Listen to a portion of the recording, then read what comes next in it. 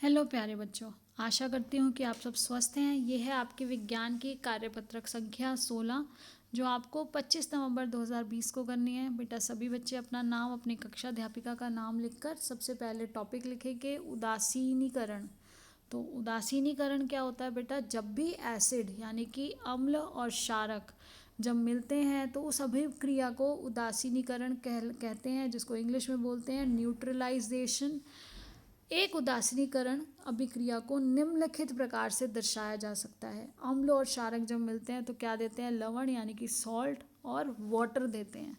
तो उदासीनीकरण अभिक्रिया में क्या निकलता है बेटा? कुछ मात्रा में ऊष्मा भी निकलती है, गर्मी भी निकलती है, जो हमेशा मुक्त होती है।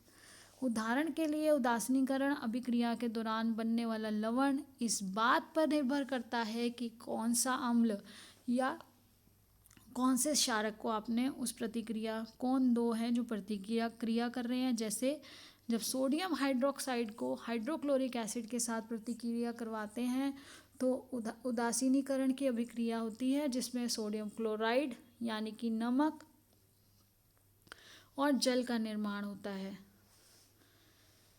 इसी प्रक्रिया को इस तरह से लिखा जा सकता है। देखिए, सोडियम हाइड्रोक्साइड और उसके साथ हाइड्रोक्लोरिक अम्ल जब डाला जाता है तो सोडियम क्लोराइड, जिसको नमक, और जल ये प्राप्त होता है। और निर्मित लवण अम्लीय भी हो सकता है, क्षारकीय भी हो सकता है और उदासीन यानी कि न्यूट्रल भी हो सकता है प्रकृति में। अब देखिए, हम इसी प्रक्रिया को अगर हम करें टेस्ट ट्यूब में, आपने पहले एक टेस्ट ट्यूब में क्या लिया बेटा? Hydrochloric acid. टेस्ट ट्यूब में जब हाइड्रोक्लोरिक एसिड लिया तो हाइड्रोक्लोरिक एसिड जो होता है उसका कोई रंग नहीं होता, रंगहीन होता है। उसमें फिनोप्थलीन नामक, हमने देखिए बेटा इसे हिलाया और फिनोप्थलीन नामक सूचक डाला जो कि रंगहीन होता है। जब तक कि वो अम्लीय है तब तक वो रंगहीन रहता है। उसमें मिलाने पर, क्योंकि हाइड्रोक्लोरिक एसिड था, तब तक कोई रंग नहीं बदलता टेस्ट ट्यूब में।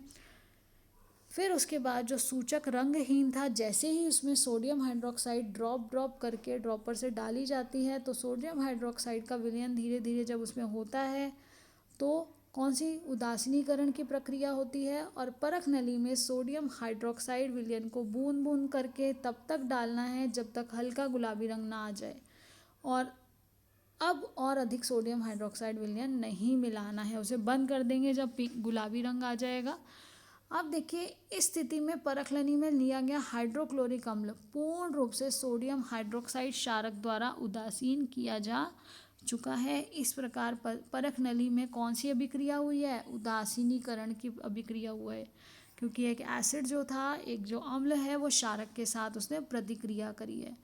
तो अब देखिए, यह स्पष्ट है कि जब विलयन क्षारकीय होता है, जब भी जो विलयन है अगर वो क्षारकीय है, बेसिक है, तो फिर वो क्या होगा? फिनेप्थलीन गुलाबी रंग देता है। और जब वो अम्लीय होता है तो वो रंगहीन रहता है, क्योंकि हाइड्रोक्लोरिक एसिड में वो पहले रंगहीन था। जैसे ही उसमें सोडियम हाइड्रोक्साइड डाला तो वो गुलाबी रंग देने लगा।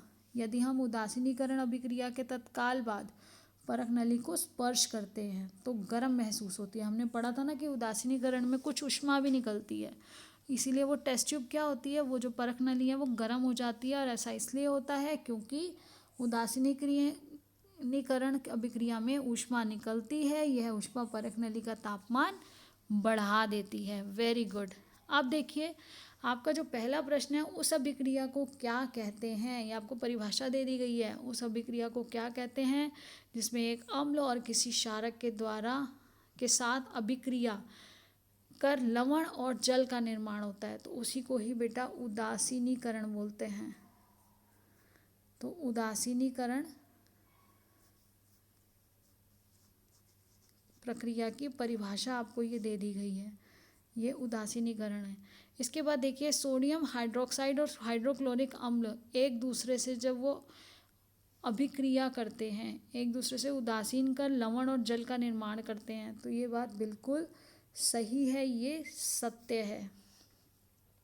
उदासीनीकरण अभिक्रिया में निर्मित लवण बेटा क्षारकीय भी हो सकता है, अम्लीय भी हो सकता है और उदासीन भी हो सकता है। तो यही आपको यहाँ पे देखिए ये बताया गया था। जो भी इस क्रिया में बनता है वो अम्ल लवण अम्लीय भी हो सकता है, क्षारकीय भी हो सकता है और उदासीन प्रकृति का भी हो सकता है। तो तीनों खालिस्तान में ये आ जाएगा। इसके बाद देखिए बेटा, अगला प्रश्न है, यदि हम उदासीनीकरण अभिक्रिया के तत्काल बाद परख नली को स्पर्श करते हैं तो वह तो गर्म महसूस होती है, ऐसा क्यों? तो यदि ये आपका उत्तर है, ये उत्तर नंबर 4 है। यदि हम उदासीनीकरण अभिक्रिया के तत्काल बाद परख नली को स्पर्श करें तो गर्म महसूस होती है, क्योंकि ऐसा इस वहाँ पे क्यों होता है, उदासीनीकरण अभिक्रिया के में ऊष्मा निकलती है और यह ऊष्मा परख नली का तापमान बढ़ा देती है, तो इसलिए वो परख नली गर्म हो जाती है। अब देखिए, कोविड के संदर्भ में उचित व्यवहार संबंधी संदेश जो हमें दिया गया आज, कोविड-19 के विरुद्ध लड़ाई में सुरक्षित रहने के लिए मास्क पहनें, 6 फीट या 2 गज की जो शारीरिक दूरी ज़रूरी है उसका ध्यान रखें, समय समय पर अपने हाथों को साबुन व पानी से धोते रहें। बेटा सभी गाइडलाइंस को फॉलो करें, खुद भी जागरूक रहें, अपने जानने वाले अपने सगे संबंधी सबको जागरूक रखें, क्योंकि precaution is better than cure. हम अगर बचाव करके रखेंगे, हमने अपनी सावधानी हटी तो दुर्घटना घट जाती है, जैसे रोड पे, ऐसे ही कुछ नहीं पता कि वो वायरस आपके पास किस तरह से आ जाएगा, तो आपको हमेशा सावधान रहना है। बिना किसी ज़रूरी काम के घर से बाहर मत निकलिए।